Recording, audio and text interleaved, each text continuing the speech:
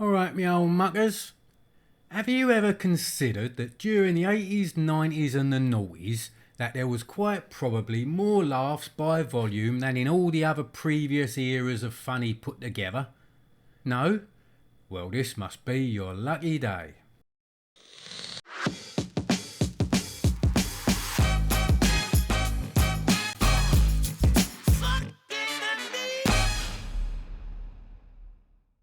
Did you know that around the world at any given moment in time there are millions of geezers in the act of either telling a joke, reciting an anecdote, pulling a prank, pointing out a pun, riposting with a wisecrack or engaging in some kind of general buffoonery? And there's millions more standing around watching them do it, getting ready to laugh, cry, groan or spit out their tea. You really are a funny guy! Geezers have been telling jokes and making people laugh since pre-hysterical times. Some eras have been funnier than others, of course, but by far the funniest has been in the late 20th century, which recorded more laughs per square inch than in all the rest of history put together. Allow me to elaborate. Generally speaking, history has been a pretty serious business.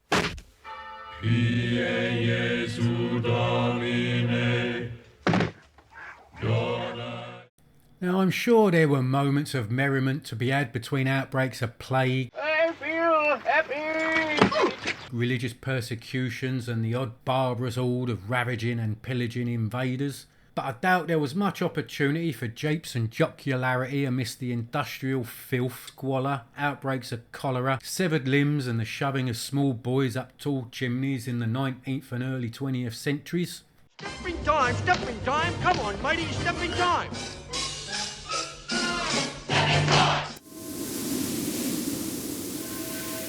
To be fair, the 1930s were pretty funny.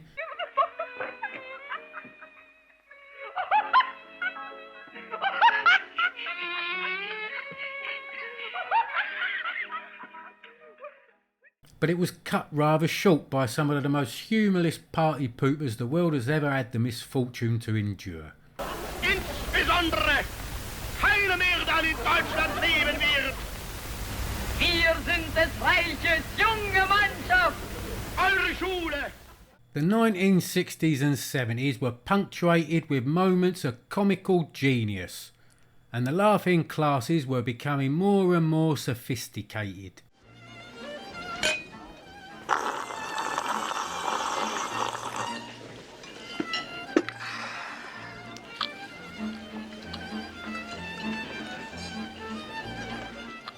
But apart from a few notable exceptions, comedy was still considered as mostly uncultured, lowbrow and vulgar.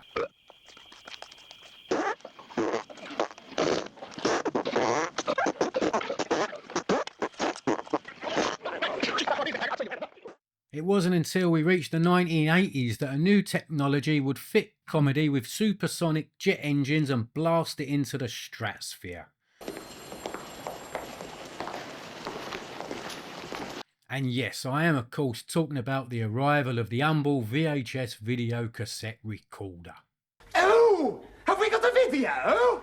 Yes, we've got a video! An unassuming device that would enable a new breed of geezer to unleash the burgeoning golden age of comedy.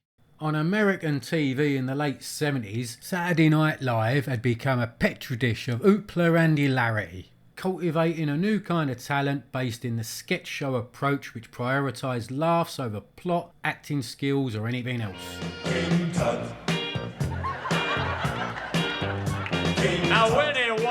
And it was in the year of 1978 that we got the first brief glimpse of what would be in store for us during the next decade. Every Halloween, the trees are filled with underwear. Every spring, the toilets explode. Animal House received mixed reviews at the time, but it was director John Landis who proved to have his finger on the public's funny bone and go on to make some of history's funniest and most memorable movies. With their irreverent energy, they seized Hollywood by the ghoulies and refused to let go, producing some of the most riotous hilarity ever known to man, woman and, well, that was all we had in the 80s.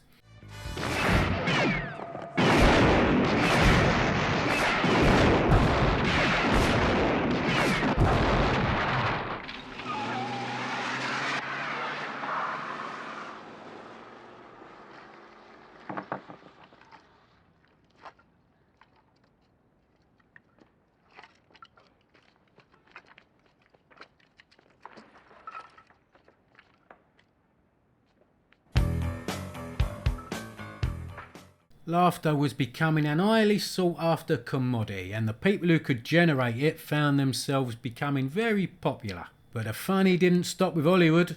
Far from it. Even with most of their top talent heading out west to make movies in the sunshine, America still managed to produce a significant number of high quality sitcoms and one or two magically memorable moments of mirth.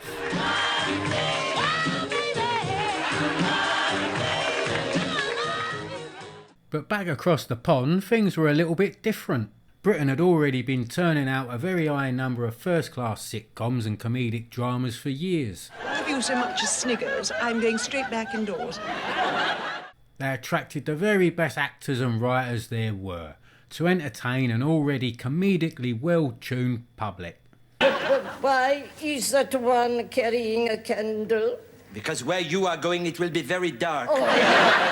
The British version of Saturday Night Live didn't arrive until 1985, but stayed true to the anarchic spirit of its American counterpart.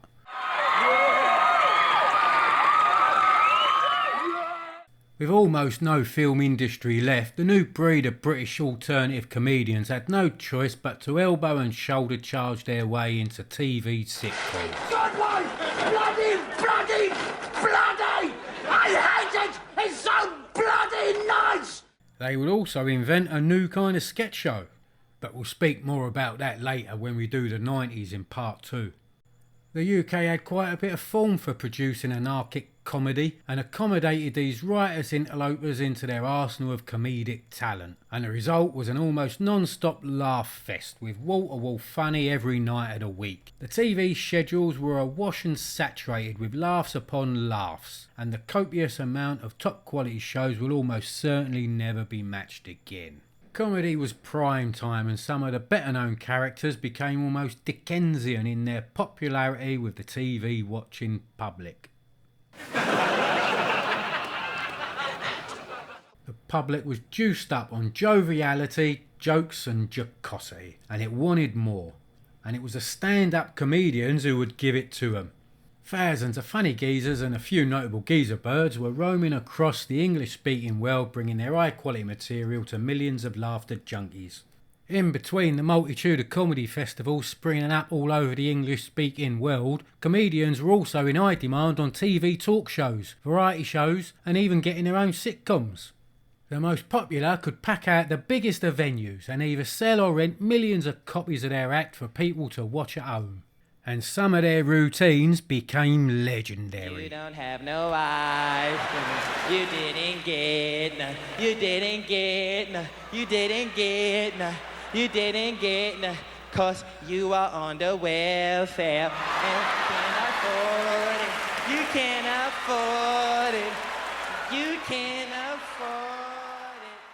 Comedy was becoming big business, with advertisers paying top dollar for the best TV slots and even bigger money making the funny adverts to fill them. Some ad campaigns were so good I reckon they're bona fide works of art. I remember that night in the flicks with me date. We was watching old Rudy, Beryl thought he was great. Romance, she was speaking, but I wasn't, mate. What a lovely Saturday night. So I thought, stretch me legs and give it a rest. Hello, Jim. You fancy a pint of best? You thirsty, mate? All right, Bo Jest. Blimey, what an oasis. Courage best, should be right. Have his name read up in light. Here, you better go. We could have cried. Here, Beryl's nearly closing time. What a lovely Saturday night. Remember a pint of best. Courage do. But it wasn't just about the money. Funny had become a state of being, and people expected their entertainment to make them laugh. And I mean laugh, not an occasional wry smile at a rather clever witticism, or the odd suppressed giggle at a cheeky gag. People now demanded barrels of laughter, delivered straight to their TV screen 24/7. And for better or worse, the 1990s were gearing up to do just that. Well, that's all I've got for today, my comedy connoisseur friends. If you enjoyed my presentation, please tap your mouse gently on the like button, and I'll be back soon with part 2 in a week or so, and we'll find out what was so funny about the 1990s. And in the meantime, be lucky.